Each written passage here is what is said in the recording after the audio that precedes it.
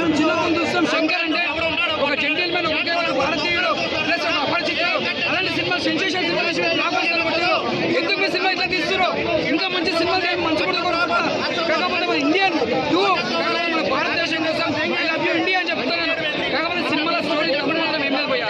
నేను చెప్తున్నా cinema story ఎలా ఉండాలో అసలు సినిమా స్టోరీ కూడా చెప్పుకోవాలంటే ఏమీ లేదు. చెప్పాలంటే ఒక సిద్ధార్థ వెంకటేశ్వర, ఒక రకుల్ ప్రీత్ వెంకటేశ్వర అక్కడ వరకు సినిమా ఓకే అనిపించింది.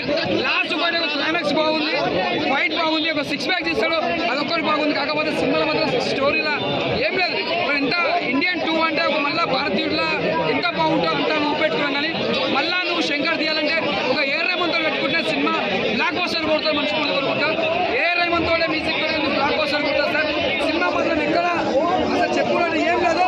ఇంకా మంచిది మంచి కూడా కోరుకుంటా చెప్తా సార్. శంకర్ సార్ మీరు ఎందుకు ఇట్లా తీస్తున్నారు అర్థమవుతుంది. సినిమాలో మంచి బ్లాక్ బస్టర్ తీయండి. ఒక టైంలో మీరు శంకర్ అంటే ఎంతో గొప్ప పేరు ఉంటుంది. 5 సినిమాల నుంచి మీరు కొద్దిగా తీస్తారు మంచిదే. కాకపోతే స్టోరీలో తప్పు ఉండలేదు. ఆ స్టోరీ మళ్ళీ తీయాలి మీరు. మళ్ళీ ఒక అపరిచితులు లేక ఒకే లేక అలా చెప్తున్నానా. సినిమా అక్కడక్కడ ఓకే అనిపించింది. సినిమా లాస్ట్ దీనిలో ఏంటంటే మంచి చెప్తే కూడా మనందరం హేట్ చేస్తామని క్లియర్గా బాధను వ్యక్తం చేసి ఈ పార్టీ ముగించారు. నెక్స్ట్ పార్ట్లో ఆ బాధ ఏ విధంగా సమాధానం చేస్తారో చూడాల్సి. టోటల్గా కరప్షన్ గురించే ఉందా? కరప్షన్ అనే ఒక అంశాన్ని ముందు పెట్టుకుని చాలా అంశాన్ని ప్రస్తావించారు. ఉద్యోగుల సమస్యలు కానీ అంటే శంకర్ గారు ఉన్న మ్యాజిక్ అది. అంటే శంకర్ గారు క్వాలిటీ అనేది కొంచెం తగ్గింది అనుకున్నాను. ఎందుకంటే ఆయన కొంచెం దృష్టి పెట్టలేదేమో అనుకుంటున్నాను. ఎందుకంటే విజువల్ పరంగా ఓకే, క్వాలిటీ విషయంలో ఆయన రాజీ పడ్డు కొంచెం ఎందుకు ఆయన మ్యాజిక్ ఏదో తగ్గింది అనిపించింది. సో ఓవరాల్గా అయితే సినిమా ఇలాంటి సినిమాలు చూసి థియేటర్ దగ్గర నుంచి వచ్చే లోపల మర్చిపోతున్నారు. సో ఇంకా లోతుకి తీసుకెళ్ళాలంటే మనకి భారతీయుడు ఎలా గుర్తుండిపోయిందో ఇది కూడా అలా గుర్తుండిపోవాలంటే కష్టం.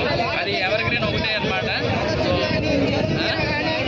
అది లేకంటే ఏం లేదు, చూడటానికి బాగుంది. కొన్ని సీన్లు కానీ చాలా బాగున్నాయి. సో లాస్ట్ అయితే మాత్రం కొన్ని సీన్స్ ఫైట్ సీక్వెన్స్ ఉన్నాయి, మాత్రం చాలా బాగుంది.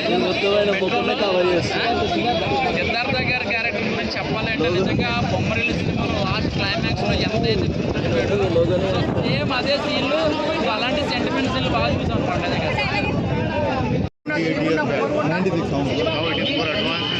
ఆ ఏజ్కి ఆయన చేయడం ఈజ్ గ్రేట్.